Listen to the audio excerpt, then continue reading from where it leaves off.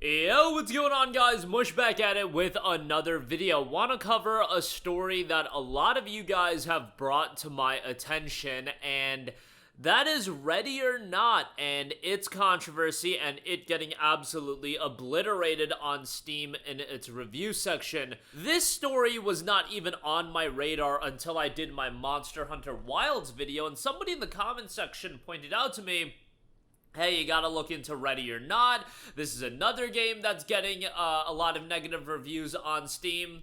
And for quite a different reason than why Monster Hunter Wilds is getting cooked. So Ready or Not is actually getting ported to consoles here shortly. I knew about the console port of Ready or Not happening. What I didn't know is the fact to make this console port happen, they are doing an update and applying some content changes and censorship to Ready or Not. Now, that censorship is going to apply to the PC version as well. Void Interactive also posted a statement on July the 2nd, and then we'll talk about the reviews themselves. Okay, clarification on content changes. So let's go over this post. We recently shared that Ready or Not's PC version underwent minor content changes to support stability and align with policies enforced by global platforms and age rating bodies. These adjustments were made to ensure a smooth global launch across platforms while fully preserving the game's tone, themes, and intensity. Unfortunately, we've seen misconceptions and misinformation circulating around the scope of these changes. We want to ensure our entire community has full visibility into what has and has not changed. We're including a before and after visuals to show that the game's tone, atmosphere, and graphical impact remain intact. The effects of gore and violence, key to the game's immersive realism, have not been toned down. Missions such as Elephant, Neon Tomb, and the infamous Valley of the Dolls remain unchanged. Void Interactive has always believed in creative freedom and the right to build experiences that push the boundaries in the service of immersion and realism. This will not change. At the same time, we operate in a global ecosystem of platform standards, age rating boards, and local legal restrictions. While we may disagree with how some content is treated, we've only made changes where absolutely required and only to the letter of the regulations, no further. As a hyper-realistic tactical FPS, Ready or Not faces different scrutiny than more stylized or fictional games.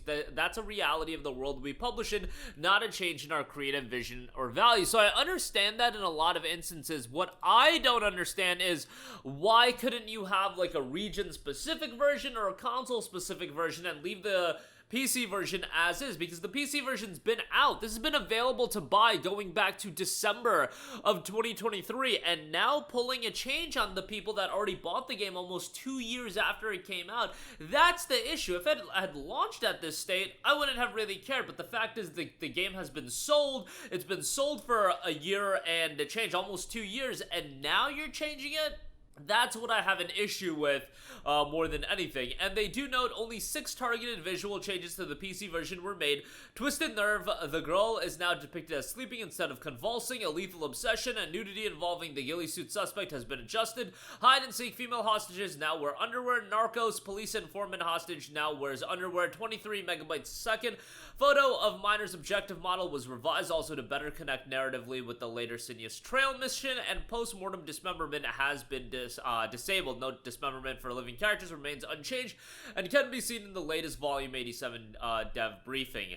So those are the changes that are being made. And again, if you assess this in a vacuum, not that big, at least from what I can tell. You know, that's my subjective opinion. Other people can just look at it and be like, whoa, those are huge changes. You know, Ready or Not isn't a game that I got super into, so I can't talk about it that in depth. But again, I go back to the point that the game has been sold for almost 2 years. Any kind of changes, unless you have a good reason, like Palworld was sold for a long time as well, but I'm a little bit more understanding of that situation because there are literal legal ramifications attached to it, and they are being approached to apply changes to Palworld. In the case of Ready or Not, they're trying to release this game on new platforms to generate more revenue. Imagine if Palworld was available on PC, but then it got announced to be getting ported to PlayStation 5, and that's when Nintendo started bugging out, being like, oh, they're gonna put this game on consoles? Oh, well, the PS5 version, we can't have that. And then they started applying that to the PC version. This is such a terrible, comparison, but you get what I'm saying. Like, if they decided to change a game that they had already sold of their own volition. Again, they are making this decision so they can release it on other platforms. At least that's how I'm interpreting it. I think that's why people are having an issue. With Palworld, people are more accepting of the changes being made to that game because it is really a case of they are being attacked and, or, you know, they're dealing with legal issues and the decision is kind of out of their hand. In this case, I think people view it as, hey, they've been selling this game and now they're applying changes to it to release it on new platforms. So, there are a lot of Steam reviews that are being posted, and it's not a case of the all-time reviews have shifted. It's still very positive, 201,000 reviews, 82%, but recent reviews, 16,000 reviews, 23% with a mostly negative reception. So it's not quite at the overwhelmingly negative that Monster Hunter Wilds is at, but that's still not somewhere that you want to be. The top review notes: potential customers beware, do not buy this game, do not support a company like Void Interactive. The game wasn't perfect initially, but now they are choosing to censor it. They made their money from you, and that's my issue.